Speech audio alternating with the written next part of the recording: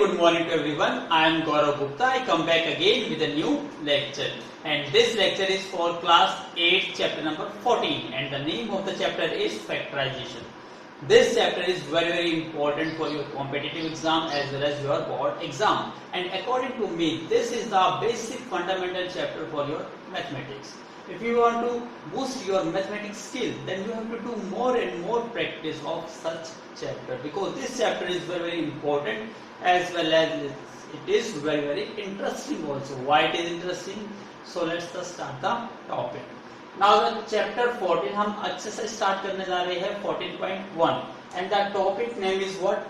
Factorisation. Chapter का नाम ही क्या है आपका? फैक्टराइजेशन. तो सबसे पहले हमारा मेन पर्पस क्या रहेगा कि फैक्टराइजेशन को समझना है कि अब हम यहाँ फैक्टराइजेशन मींस फैक्टर. तो फैक्टर क्या होते हैं, इसके लिए मैं छोटा सा एग्जांपल लेता हूं. For example 12 divide by 3. तो आप कहोगे सर 12 डिवाइड बाई 3 ये तो बहुत बेसिक सा क्वेश्चन है, ये तो कोई फर्स्ट क्लास का स्टूडेंट्स भी सोल्व कर देगा. मैं कहूंगा बिल्कुल ठीक कहा, लेकिन कैसे सोल्व करेगा, लेकिन हम उसी चीज पे फोकस करेंगे. अब 12 को जब आप 3 से डिवाइड करते हो तो 3 4 जा 12.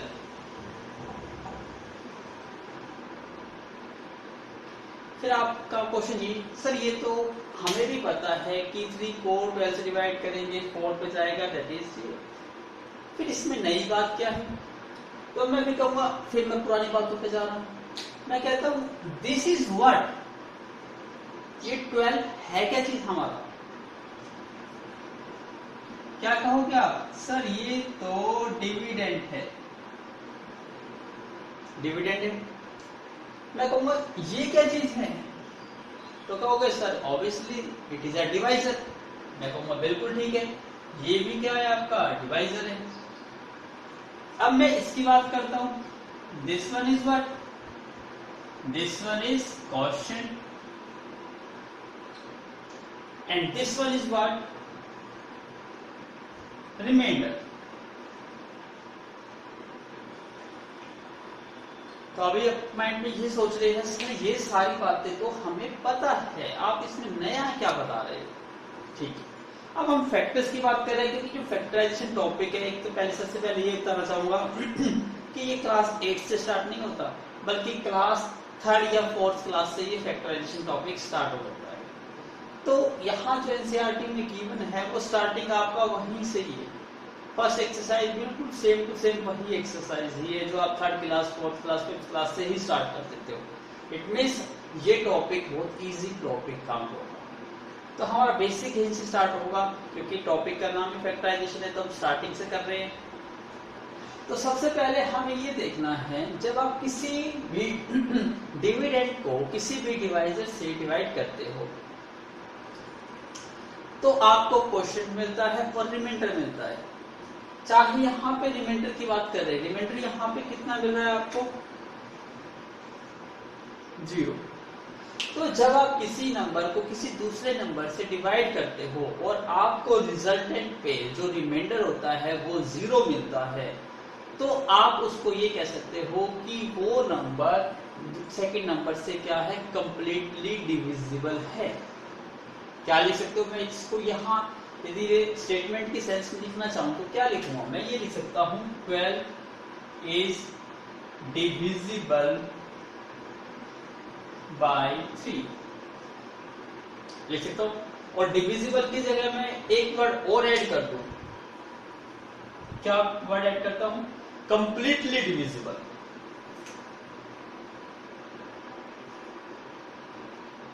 Completely divisible.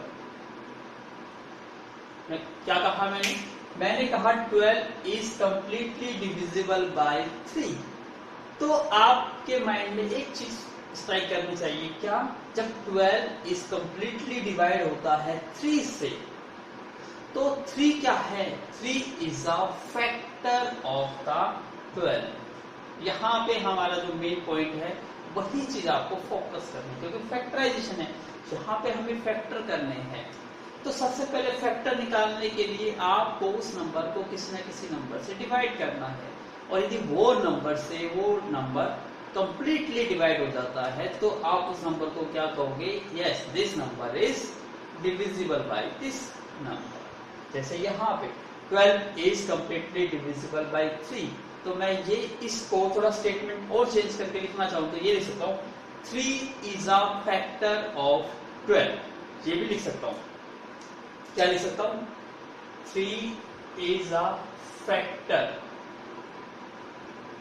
ऑफ 12। तो 3 जो है वो एक फैक्टर है किसका, 12। ये चीज क्लियर हुई। तो जरूरी नहीं है कि एक ही फैक्टर मिला, अब हमें ऐसे बहुत सारे फैक्टर सर्च करने हैं। क्लियर हुआ।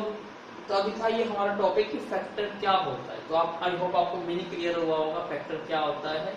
तो प्लीज मेक अ नोट। अब हम इसी से रिलेटेड कुछ इंटरेस्टिंग बात देखते हैं। जैसे अब हम 12 के हमें क्या करने हैं, फाइंड करने हैं फैक्टर्स।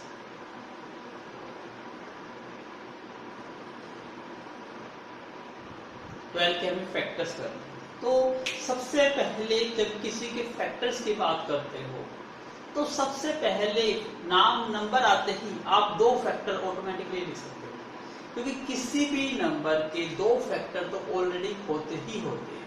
कौन कौन से होते हैं, एक 1 फैक्टर होता है और एक नंबर इटसेल्फ होता है। मतलब नोट याद रखना है, नोट करके लिखा रहा हूं आपको।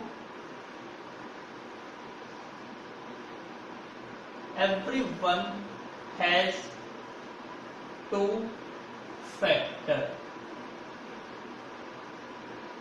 always।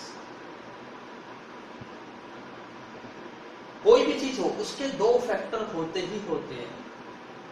1 इज, एक तो क्या होता है 1 and second is what, and second is number itself.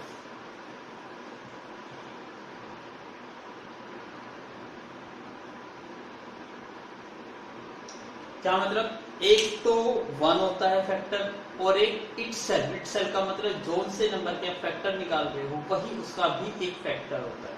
मतलब हर नंबर अपना क्या होता है, एक फैक्टर होता है। तो हम यहाँ पे जैसे मैंने यहाँ 12 लिखा तो सबसे पहला फैक्टर तो आपको करने की जरूरत नहीं है। क्या फैक्टर मिल गया आपको, 1, क्योंकि आपको पता है 12 को 1 से डिवाइड करेंगे तो क्या आएगा, 12 ही आएगा। दूसरा फैक्टर मैं क्या लिखता हूँ, 12। मैं 12 का ही फैक्टर निकाल रहा हूँ तो 12 भी खुद एक फैक्टर काउंट होगा। क्यों, क्योंकि 12 को 12 से डिवाइड करोगे तो आपको क्या मिलेगा, 1। इसका मतलब ये 2 फैक्टर तो हमेशा किसी भी नंबर के होंगे, एक 1 और एक नंबर इटसेल्फ। रिमेनिंग फैक्टर्स आपको निकालने हैं। फॉर एग्जांपल से 12 है, इसका तो कॉमन सा एग्जांपल है। हम 1 से डिवाइड हो चुका, अब 2 से डिवाइड करते हैं। क्या 2 से डिवाइड होता है 12, यस 2 6 are 12, तो 2 भी एक क्या है इसका फैक्टर है। अब 3 से डिवाइड करते हैं, 3 4 are 12, इट मींस 3 भी क्या है इसका एक फैक्टर है। 4 से डिवाइड करते हैं, 4 3 are 12, यस तो 4 भी इसका एक क्या है फैक्टर है। 5 से डिवाइड नहीं होता, 6 से डिवाइड होता है, 6 2 are 12, यस तो 6 भी क्या है इसका एक फैक्टर है। 7 से 8 से 9 से 10 से 11 से 12 से 12 जब 1 होता है 12 हम ऑलरेडी लिख चुके हैं। इसका मतलब यदि हम फैक्टर ऑफ 12 की बात करते हैं तो क्या आंसर आएगा आपका, 1 12 2 3 4 6, these are the factors. Clear हुआ आपको। तो प्लीज मेक अ नोट। अब हमने फैक्टर देखी, अब हम बात करेंगे कॉमन फैक्टर की।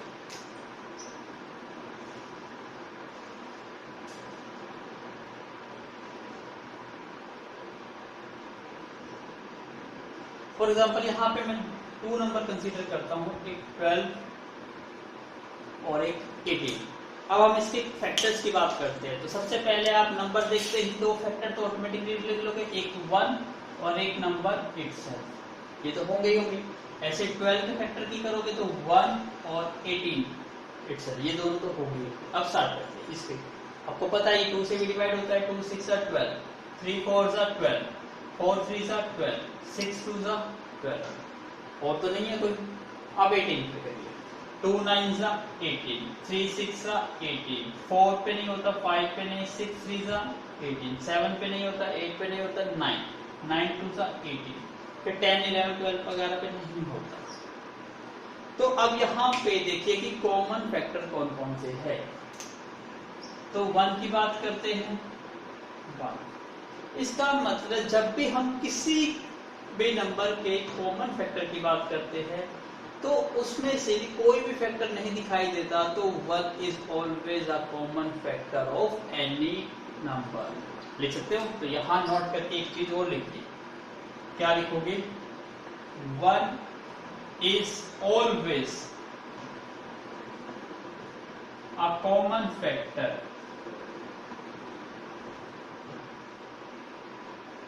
For everyone. इसी के बारे में भी देखिएगा, यदि आप कॉमन फैक्टर फाइंड आउट करना चाहते हो तो आंखें बंद करके आप ये लिख सकते हो कि 1 इज अ कॉमन फैक्टर, क्योंकि 1 तो कॉमन फैक्टर आपको सभी नंबर में से मिलेगा ही मिलेगा, चाहे नंबर कोई भी क्यों ना हो। क्लियर है? अब कॉमन दिखाई देता है हमारा 2,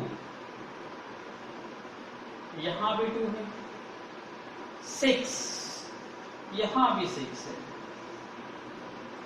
इसका मतलब हमारे जो कॉमन फैक्टर आ गए वो कॉमन फैक्टर कौन कौन से आ गए? एक तो 1 आ गया, एक 2 आ गया और एक 6। तो 1 2 और 6 ये क्या है? आपके कॉमन फैक्टर। तो आपको समझ आया कि कॉमन फैक्टर क्या होते हैं?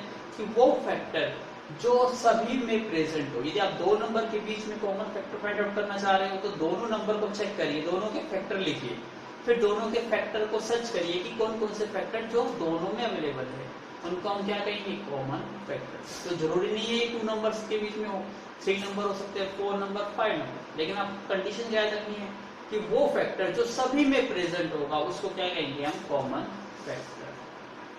Clear? Again make a note now. अब यहाँ थोड़ा सा डिफरेंस क्या है, ट्विस्ट क्या है, क्योंकि यहाँ आपकी क्लास क्या है? 8th क्लास है, स्टैंडर्ड आपका 8th स्टैंडर्ड होगा। अभी 3rd 4th स्टैंडर्ड तो नहीं है जो आप सिंपल नंबर पे ही फैक्टराइजेशन अप्लाई करोगे।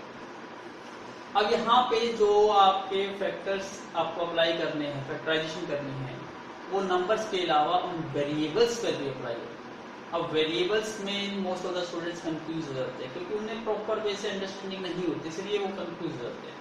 फॉर एग्जाम्पल जैसे मैं यहाँ पे लिखता हूँ 3xy, तो मोस्ट ऑफ द स्टूडेंट्स को यही भी पता होता है ये 3xy है क्या चीज, कैसे लिखा हुआ है। कोई कह देता है ये 3 + x + y है, क्या ये 3 + x + y है? नहीं, यहाँ पे क्या है, इसको दूसरे सेंस में लिखना चाहूँ तो 3 × x × y। इसका मतलब यहाँ पे 3 मल्टीप्लीकेशंस हो रही है, एक 3 की, एक x की और एक y की।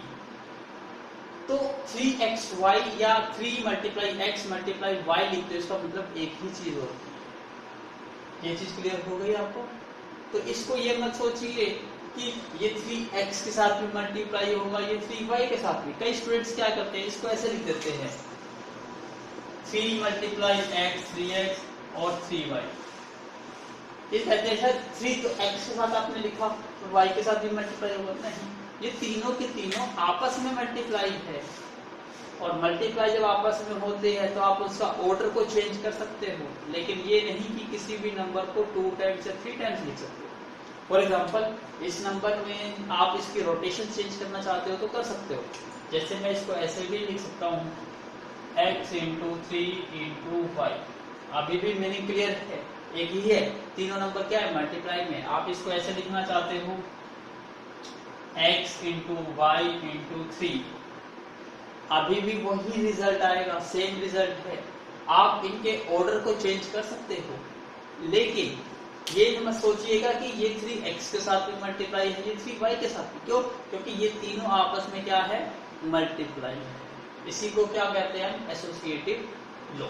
कि यदि जरूरी नहीं है कि आप सेम ऑर्डर में मल्टीप्लाई करो, आप किसी भी नंबर को इंटरचेंज कर सकते हैं, उसकी पोजीशन को चेंज कर सकते हो, और यदि पोजीशन चेंज करने के बाद भी आपका रिजल्ट सेम आता है, उस रिजल्ट को क्या कहते हैं हम, एसोसिएटिव लॉ। तो मोस्ट ऑफ द स्टूडेंट इसमें पजल हो जाते हैं, तो प्लीज यहाँ ऐसी छोटी छोटी मिस्टेक मत कीजिएगा। फिर उसके बाद जो कॉमन मिस्टेक्स होती है वो मिस्टेक्स ये होती है, फॉर एग्जांपल जैसे मैं यहाँ पे एक्स स्क्वायर की बात करता हूँ, तो यहाँ पे एक्स स्क्वायर का मीनिंग क्या है?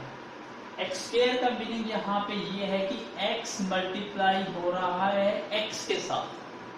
x इंटू एक्स क्या होता है? X square. इसी टाइप से यदि मैं एक्स क्यूब लिखता हूं तो एक्स क्यूब का मतलब होता है x मल्टीप्लाई एक्स। लेकिन जब मैं ये लिखता हूं 2x, तो स्टूडेंट्स फिर भी यही करते हैं, x इंटू एक्स कर देते हैं। नहीं, ये क्या होगा आपका x प्लस एक्स। यदि मैं 3x की बात करता हूं तो ये क्या होगा? x plus x. यहां स्टूडेंट मोस्ट ज्यादा गलती करते हैं। यहां ध्यान से देखिए, हमने एक्सपोनेंट एंड पावर वाला टॉपिक कर चुके हैं, तो ध्यान से देखिए यहाँ पे एक्स स्क्वायर है और हमने क्या लिखा? x into x. जब आप x इंटू एक्स को मल्टीप्लाई करते हो तो आपके पास ये रूल होता है एक्सपोनेंट पावर का, यदि उनकी बेस सेम होता है तो पावर शुड बी ऐड। तो यहाँ पे पावर तो गिवन नहीं है, और जिस भी नंबर की कोई पावर नहीं होती उसकी पावर को हम क्या ऐड करके चलते हैं? 1। फॉर एग्जाम्पल जैसे मैं यहाँ पे 4 लिखता हूँ, मैंने यहाँ 4 की पावर कोई भी डिफाइन नहीं करी, तो बाय डिफॉल्ट यहाँ 4 की पावर क्या काउंट होगी? 1। इट मीन्स 4 1 टाइम आया है, तो आप इसका रिजल्ट क्या लिखोगे? 4 लिखोगे। जब मैं ये लिखता हूँ 4 रेज़ टू द पावर 2, इसका मतलब क्या है? 4 कितने टाइम्स आया है? 2 टाइम्स आया है। टाइम्स का मतलब मल्टीप्लाई में आया हुआ है, तो आप इसको कैसे लिखेंगे? 4 मल्टीप्लाई 4। इसका मतलब रिजल्ट क्या आएगा आपका? 60। सेम हियर, जब यहाँ पे x इंटू एक्स मतलब x 2 टाइम्स आया है, तो ये क्या बन गया? x raise to the power 2, क्योंकि ये मल्टीप्लाई में आया है। लेकिन जब मैं x प्लस एस लिखता हूँ तो ये टाइम्स नहीं आया, ये x 2 टाइम्स आया हुआ है, तो आप इसको लिख सकते हो x plus x is equal to 2x। तो यहाँ डिफरेंस सिर्फ मल्टीप्लिकेशन और एडिशन का होता है। तो यहाँ पे दूसरा रूल क्या लगता है? जैसे बेस और एक्सपोनेंट की टर्म्स में इसकी पावर डिफाइंड नहीं है तो इसकी पावर क्या काउंट होगी? 1। जहां भी पावर डिफाइंड नहीं है तो यहाँ भी पावर क्या काउंट होगी? 1। अब यहाँ देखिए दोनों का बेस सेम है तो पावर शुड बी ऐड, तो 1 प्लस 1 क्या हो जाएगी? 2। तो आपको रिजल्ट क्या मिलेगा? x की पावर 2। ऐसे ही यहाँ पे x इंटू एक्स इंटू 1 1 1, सभी का बेस सेम है तो पावर शुड बी ऐड, तो 1 प्लस 1 कितनी हो गई?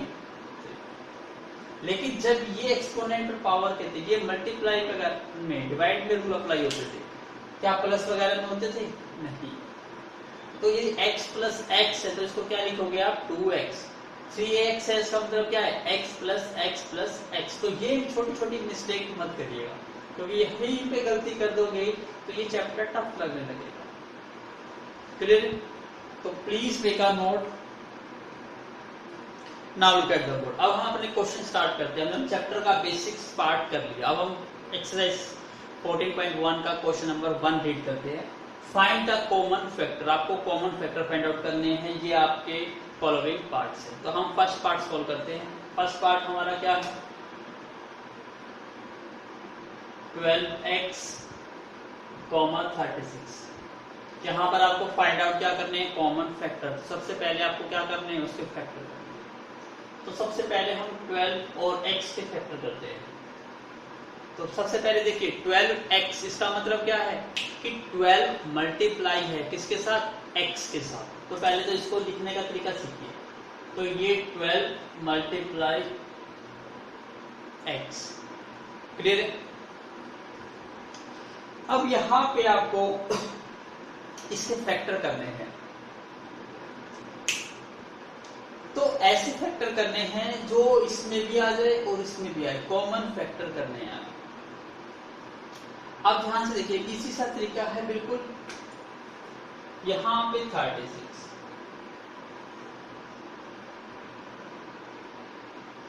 तो सबसे पहले वही रूल करेंगे कि 12 को आप कैसे कैसे लिख सकते हैं। और याद रखिए जब भी हम कॉमन फैक्टर की बात करेंगे यहाँ पे थोड़ा सा ट्विस्ट लेके आना है, क्योंकि आपका स्टैंडर्ड क्लास 8 का हो गया। अब आपको जैसे ये नंबर दिए जाएंगे तो इन नंबर में से कुछ ऐसे नंबर को सर्च करिए जो नंबर इसको भी डिवाइड करता हो और इसको भी डिवाइड करता हो। अब ये ओनली मत सोचिए कि इसको देखना है, नहीं। जब आप कॉमन फैक्टर की बात करते हो तो आप ऐसा नंबर सर्च करने की कोशिश कीजिए जो सभी में को डिवाइड करता हो। जैसे मैं 1 की बात करता हूँ, 1 12x को भी डिवाइड करेगा और 36 को भी डिवाइड करेगा 12x मतलब 12 इंटू एक्स। यहाँ पर तो x है ही नहीं, जो x नहीं है उसको भूल जाइए। साथ में क्या आएगा 12। तो देखिए यहाँ 12 है और यहाँ 36 है। क्या इन दोनों में से इन दोनों को कुछ सेम बनाया जा सकता है? तो आप कहोगे यस सर, कि आप इस 36 को हम 12 की टर्म्स में लिख सकते हैं। कैसे? क्योंकि ये 36 12 से डिवाइड होता है। किस पे जाएगा? 12 3 सा 36। तो इसका मतलब आप 36 को क्या लिख सकते हैं? 12 मल्टीप्लाई लिख सकते हैं। और ये क्या है? 12 मल्टीप्लाई एक्स। तो अब आपको थोड़ा सा क्या सोचना है, आपने दोनों नंबर को बिल्कुल केयरफुली रीड करना है, देखना है, फोकस करना है और चेक करना है कि क्या इनमें से किसी टर्म को चेंज किया जा सकता है अनदर टर्म की टर्म्स में। जैसे यहाँ मैंने 36 को 12 की टर्म्स में चेंज कर लिया। क्यों? क्योंकि 36 के फैक्टर करता हूं तो 12 भी एक फैक्टर आएगा, तो 12 से डिवाइड करूंगा तो 12 3 सा 36। तो 36 को मैं क्या लिख सकता हूँ? 12 इंटू 3 लिख सकता हूँ, क्योंकि 12 भी एक फैक्टर है, 3 भी एक फैक्टर है। अब इसमें से सर्च करिए कि इन दोनों में कॉमन क्या है। तो आपको दिखाई दे रहा है यहाँ 12 है और यहाँ भी 12 है। इसका मतलब आंसर आपका क्या आएगा? 12। यहाँ x है बट यहाँ x नहीं है, यहाँ 3 है बट यहाँ 3 नहीं है। तो ओनली फैक्टर क्या कॉमन आया? 12। क्लियर हुआ? तो इसी टाइप से जो भी दिया जाए आप उसको मल्टीप्लाई की टर्म्स में आप उसको चेंज कर लीजिए, फिर उन दोनों में से सर्च करिए कि कॉमन क्या चीज है और वही आपका क्या आ जाएगा? Final answer. क्लियर हुआ? एक और क्वेश्चन करते हैं, सेकंड क्वेश्चन। इसके लिए एक बार please make a note again. Note कर लिया आपने? अब मोस्ट ऑफ द स्टूडेंट्स इसमें भी थोड़े से पजल हो जाते हैं, जिन्होंने प्रैक्टिस नहीं कर रखी मैथ्स की, जिसको टफ लगता है मैथ, उनके लिए एक मेथड और बताता हूँ जिससे आप इसको और थोड़ा सिंप्लीफाई वैसे कर सकते हैं। जैसे आपने प्राइम फैक्टराइजेशन की हुई है, सभी को आती है, ये भी मेरे ख्याल से 3rd 4th क्लास में प्राइम फैक्टराइजेशन स्टार्ट हो जाती है। तो आप यदि पजल हो जाते हो, फैक्टर नहीं सर्च कर पाते कि इसमें कॉमन क्या आएगा, तो आप बेसिक रूल स्टार्ट कर सकते हो। बेसिक रूल क्या है?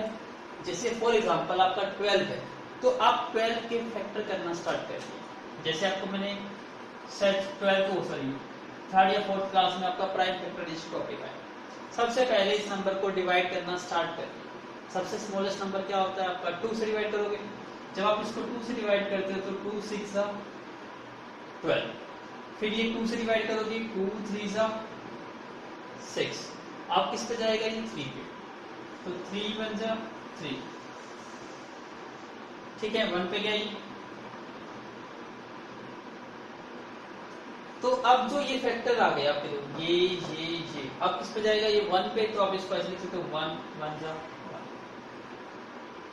अब आपको दिखाई दे रहा है 2 2 3 1, ये इसके क्या फैक्टर। इसका मतलब आप इसको थोड़ा सा चेंज करके लिखना चाहते थे तो इसको आप ऐसे लिख सकते हो, 12 को 2 मल्टीप्लाई 2 मल्टीप्लाई 3 मल्टीप्लाई 1 लिख सकते हैं।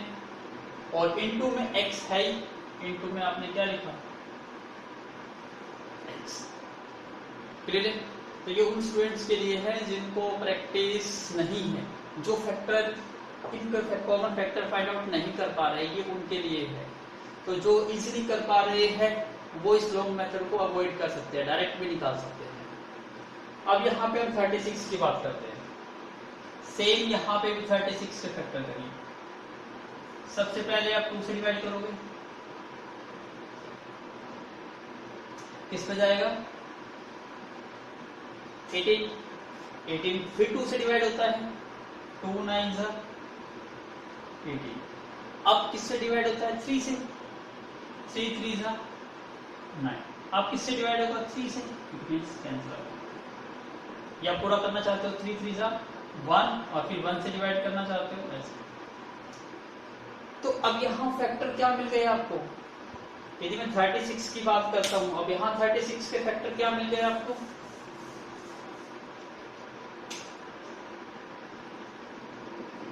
2 मल्टीप्लाई 2 मल्टीप्लाई 3 मल्टीप्लाई 3 मल्टीप्लाई 1, ये मिल गई।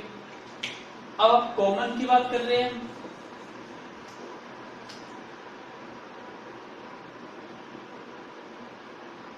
यहां पे देखिए 2 और यहां भी 2 है, आप 2 लिख सकते हो। यहां भी 2 है, यहां भी 2 है, ये भी 2 कॉमन आउट हो गया। यहां भी 3 है और यहां भी 3 है, तो 3 भी कॉमन आउट हो गया। यहां भी 1 है, यहां भी 1 है। याद रखिए, जब 1 के अलावा और भी कोई फैक्टर अवेलेबल है तो वहां पे 1 की इंपॉर्टेंस नहीं होती। जहां पे कोई और फैक्टर है ही नहीं, वहां पे 1 का इंपॉर्टेंट रोल होता है। यहाँ पे तो देखिए 2 भी है, 2 भी है, 3 भी है, तो यहाँ पे 1 का कोई भी इंपॉर्टेंस नहीं रहेगी, तो आप 1 को इग्नोर कर सकते हो। लेकिन जहां पे कोई भी फैक्टर कॉमन नहीं आएगा, वहां पे 1 की इंपॉर्टेंस होती है। कैसे होती है वो क्वेश्चंस के अकॉर्डिंग हम स्टडी करेंगे। यहाँ पे x है बट यहाँ पे x नहीं है, इट मीन्स ओनली यही है। यदि 1 लिखना चाहते हो तो आप 1 भी लिख सकते हो, थोड़ा लॉन्ग मेथड हो जाएगा। आप सोल्व करिए, 2 इंटू 2 4 इंटू 3 12 इंटू 1 12, तो आपका आंसर कितना आ गया? तो 12 आपका फाइनल आंसर आ गया। क्लियर हो गया? तो जो भी स्टूडेंट्स अपने आप को ये लगता है कि जिससे डायरेक्ट नहीं हो पा रहा है, वो इस मेथड को अडॉप्ट कर सकता है, और जो थोड़ा सा डायरेक्ट कर पा रहे हैं वो आप डायरेक्टली भी कर सकते हो। क्लियर है? तो please make a note. Now look at the board. अब हम सेकेंड पार्ट कर रहे हैं 2y।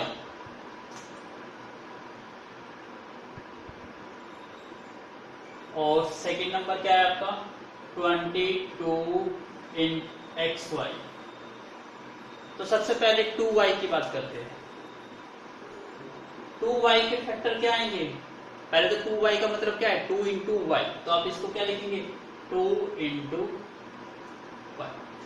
अब हमारा 22xy की बात करते हैं, तो इसका मतलब क्या है? सबसे पहले तो आप इसको लिखिए, 22 मल्टीप्लाई x मल्टीप्लाई y। सबसे पहले वेरिएबल और कांस्टेंट को इस फॉर्म में लिखिए। अब 22 है, तो 22 यहाँ पर है और यहाँ पर 2 है, तो क्या 22 को 2 की टर्म्स में लिख सकते हो? तो आप कहोगे यस सर, 2 इंटू 11, क्योंकि 11 से डिवाइड होता है 22। तो आप यहाँ क्या लिख सकते हो? 2 इंटू 11। तो आपने 22 को क्या लिख दिया? 2 इंटू 11, और ये term it is x into 1। अब हमारा मेन था आंसर कॉमन फैक्टर। तो यहाँ आपको कॉमन फैक्टर क्या दिखाई दे रहे हैं? यहाँ भी 2 है और यहाँ भी 2 है, इट मीन्स 2 मल्टीप्लाई यहाँ पे y है और यहाँ पर भी y है, तो 2 इंटू वाई। और 2 इंटू वाई को सिंपली क्या लिख सकते हो? 2 y। तो आपका आंसर क्या आ गया? कॉमन फैक्टर क्या आ गया आपके? 2। क्लियर है? ऐसे ही हम थर्ड पार्ट करते हैं।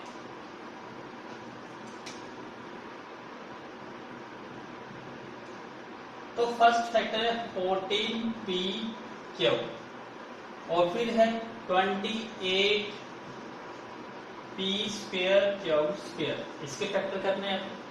तो सबसे पहले हम 14 की बात करते हैं। 14p³ 14p³ को सबसे पहले किस फॉर्म में लिखोगे? 14 multiply p multiply q। 14 multiply p multiply q। ठीक है। अब सेकंड फैक्टर हमारा क्या है? यहाँ पे 28 p²⁴ यही है। इसको भी इसी फॉर्मेट में लिखिए, 28 multiply P square multiply Q square, ऐसे लिखेंगे इसको।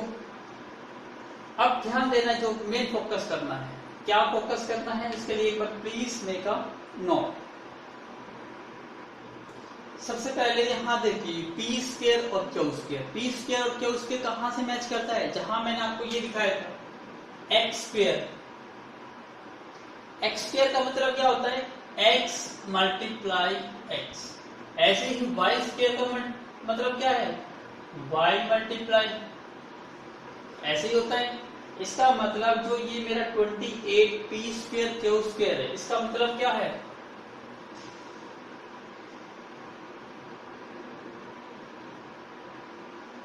तो 28 को तो मैं अभी पहले सबसे पहले 1 बाय 1 करते हैं। यहां देखिए 14 है और यहां देखिए क्या है 28।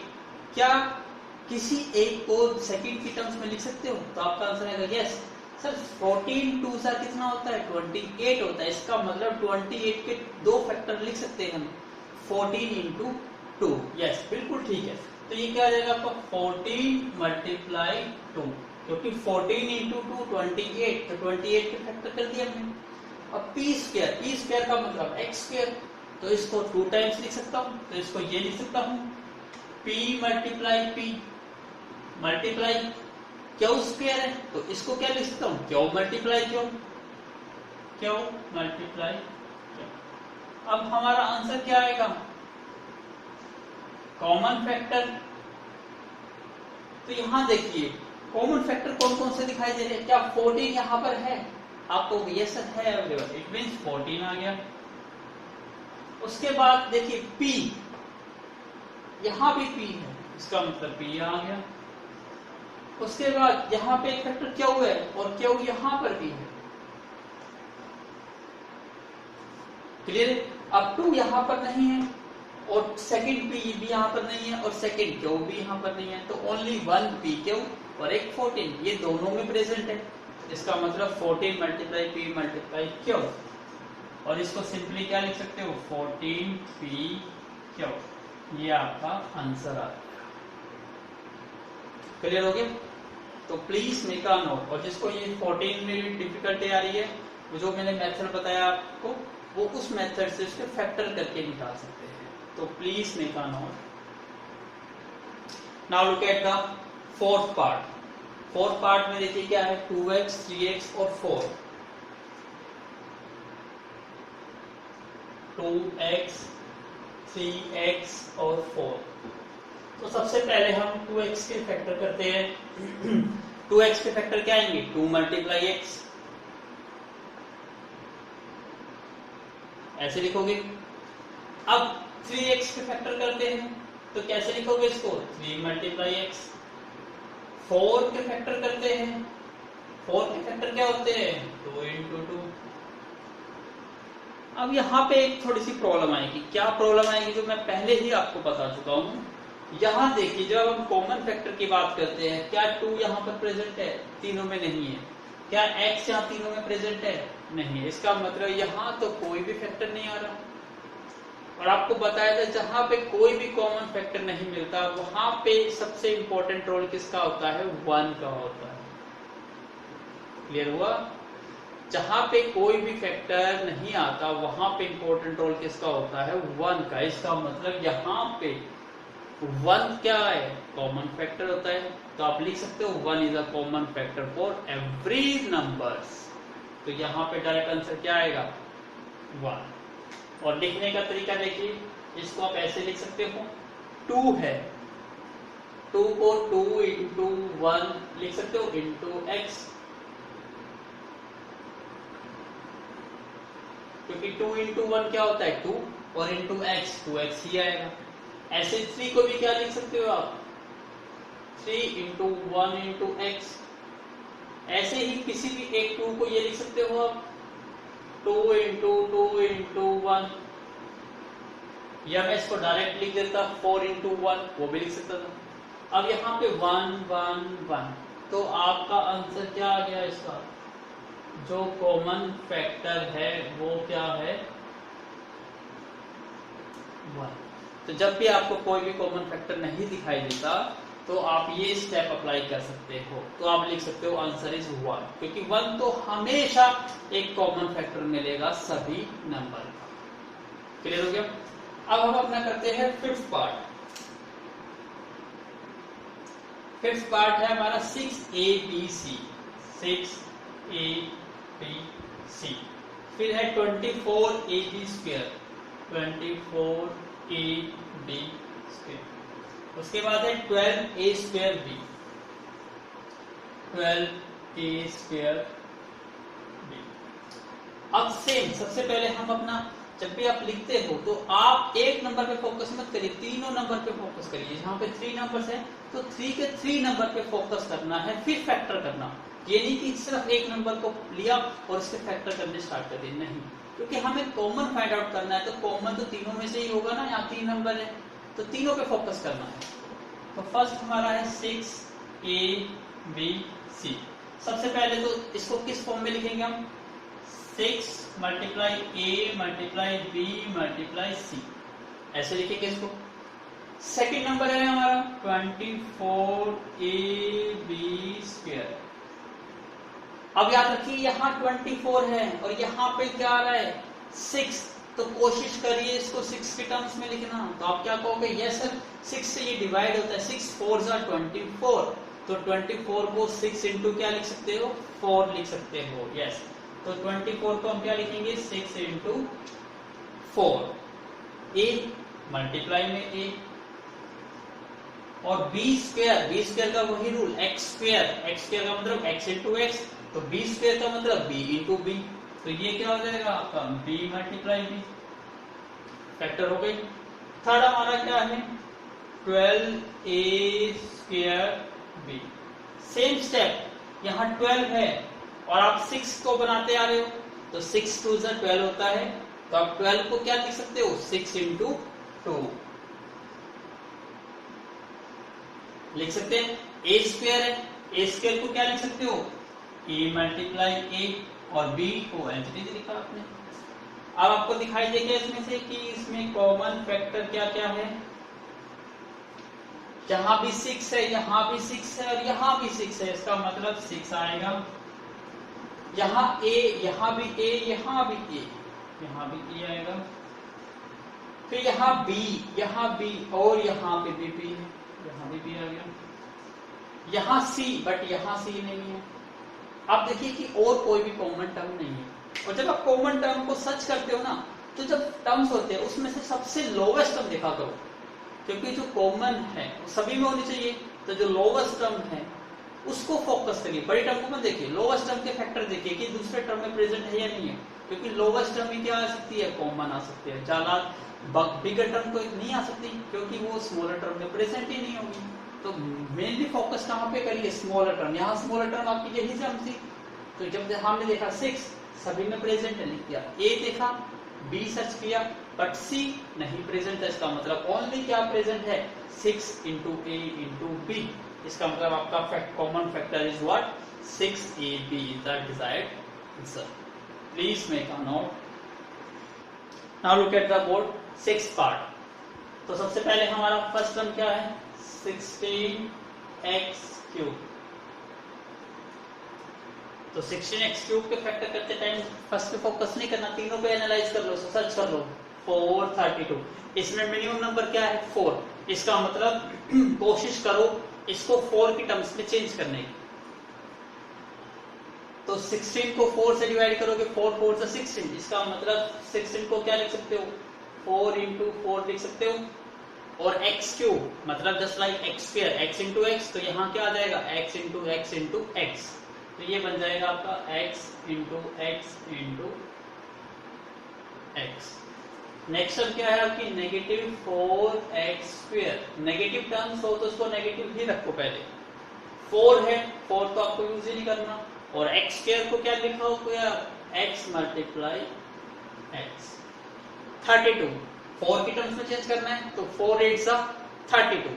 तो इसका मतलब 32 को आप क्या लिख सकते हो? 4 इंटू 8 और इंटू में x, क्योंकि ये सारे मल्टीप्लाई में 32 इंटू x। अब इसमें देखिए कि कॉमन फैक्टर क्या है इसमें, 4 4 4 सभी में है। उसके बाद x x x सभी में है। यहाँ पे 3x है, यहाँ 2x और यहाँ x, इसका मतलब एक ही x कॉमन आ रहा है। यहाँ पे 4 4 4 सिंगल टाइम नहीं है, सिंगल टाइम कॉमन आ रहा है। तो आपका आंसर कितना आ गया, 4x, that is the answer. अब नेक्स्ट पार्ट देखिए, 7th पार्ट, 10pq। 10pq का मतलब क्या है, पहले 10pq के फैक्टर करते हैं। 10 मल्टीप्लाई p मल्टीप्लाई q। 10 के और फैक्टर मत करो। क्यों नहीं करो, क्योंकि देखो सेकंड टर्म में देखो 20 को 10 की टर्म्स में चेंज करा जा सकता है, 10 into 2। 30 को भी 10 की टर्म्स में चेंज किया जा सकता है, 10 into 3। तो सेम, तो इसके छोटे फैक्टर करने की कोई जरूरत नहीं है यहाँ पर। ऐसे ही यहाँ पे 20qr, क्या लिखेंगे इसको, 10 into 2 और q into r। ठीक है, स्मॉल आर में है तो स्मॉल आर में लिख लो। इसके बाद क्या है, 30rp। 30rp मीन्स क्या है, 10 into 3, 10 into 3 30 हो गया, into r into p। इसका मतलब हमारा कॉमन फैक्टर क्या आ जाएंगे, 10 10 10 सभी में प्रेजेंट है तो 10। p यहाँ पर नहीं है, q यहाँ पे है, यहाँ पर नहीं है, इट मीन्स और कुछ है ही नहीं। तो कॉमन फैक्टर 10 ही आपका क्या आ जाएगा, आंसर आ जाएगा। It's so easy. तो please make a note. Now look at the board. 8th part, 3x square y cube। 3x square y cube। अभी फैक्टर स्टार्ट नहीं करना, पहले रिमेनिंग फैक्टर्स को भी एनालाइज करिए। यहाँ पे 10, यहाँ पे 6। क्या 10 को 3 की टर्म्स में चेंज कर सकते हैं, नहीं कर सकते हैं। 6 को कर सकते हैं, बट आपको ये पता है ऐसी चेंज करना होता है जिस तीनों में आए। यहाँ 3 टर्म्स है तो 3 के 3 टर्म्स में कॉमन बनना चाहिए। मीन्स यहाँ पे तो कोई टर्म नहीं बन रही, जहां आपको नहीं दिखाई देती उसको इग्नोर कर दीजिए। इसका मतलब यहाँ इंपॉर्टेंस नहीं है, यहाँ कोई नंबर कॉमन नहीं आएगा। तो आप 3 को क्या लिख सकते हो, आप 3 into 1 लिख सकते हो, सिंपल सा। x स्क्वायर को आप क्या लिख सकते हो, x into x। y cube को y into y into y। ऐसे ही हमारी सेकंड टर्म क्या है, 10x क्यूब y स्क्वायर। तो 10 को हम 10 into 1 लिख सकते हैं। जरूरी नहीं है इसमें स्मॉल फैक्टर करेंगे क्योंकि कोई कॉमन नहीं आएगा। x क्यूब की बात करेंगे तो x into x into x। y square की बात करेंगे तो y into y। Similarly 6x square y square z। तो इसको 6 into 1 लिख लीजिए, into x स्क्वायर को x into x, y square को y into y और z को ओनली z। तो यहां पे कॉमन क्या आ रहा है,